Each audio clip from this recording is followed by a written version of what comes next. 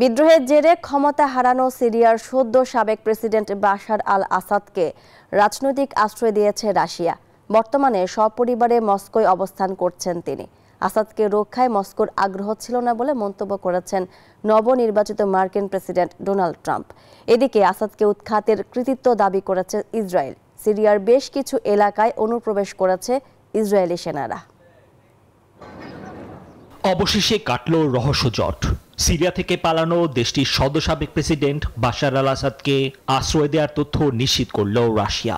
দেশটির রাষ্ট্রীয় বার্তা সংস্থার বরাতে রয়টার্স জানায়, মানবিক দিক বিবেচনা করে তাদের আশ্রয় দিয়েছে পুতিন প্রশাসন। বর্তমানে সপরিবারে মস্কোয় অবস্থান করছেন আসাদ। বসুন্ধরা টিস্যুতে ছাড়ের ছড়াছড়ি। বসুন্ধরা টিস্যু নিয়ে এলো নিশ্চিত ছাড়। এরই মধ্যে যুক্তরাষ্ট্রের নবনির্বাচিত মার্কিন প্রেসিডেন্ট ডোনাল্ড ট্রাম্প মন্তব্য করলেন, আসাদকে রক্ষায় আগ্রহী ছিল না মস্কো। ইউক্রেন যুদ্ধের কারণে সিরিয়ায় নিজেদের আগ্রহ হারায় রাশিয়া। সুযোগকে কাজে লাগাতে এবং ঝুঁকি ব্যবস্থাপনায় সহায়তা করার জন্য যুক্তরাষ্ট্র সিরিয়ার অংশীদারদের সাথে কাজ করবে বলে রোববার জানালেন বিদায়ী মার্কিন প্রেসিডেন্ট জো বাইডেন।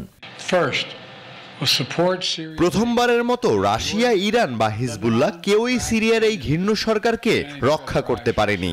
এটি ইউক্রেনের আঘাতের প্রত্যক্ষ ফলাফল। বিদ্রোহীদের দমনে সিরীয় সেনাবাহিনীর ব্যর্থতা আশ্চর্যজনক ঘটনা বলে মন্তব্য করলেন ইরানের পররাষ্ট্রমন্ত্রী আব্বাস আরাকচি।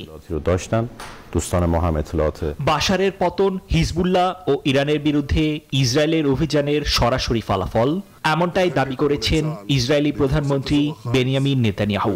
এক বিবৃতিতে তেল আবিব জানিয়েছে, বাশারের পতনের পর সিরীয় ভূখণ্ডের বেশ কিছু এলাকায় অনুপ্রবেশ করেছে ইসরায়েলি সেনারা। নিবির আমিন, নিউজ 24।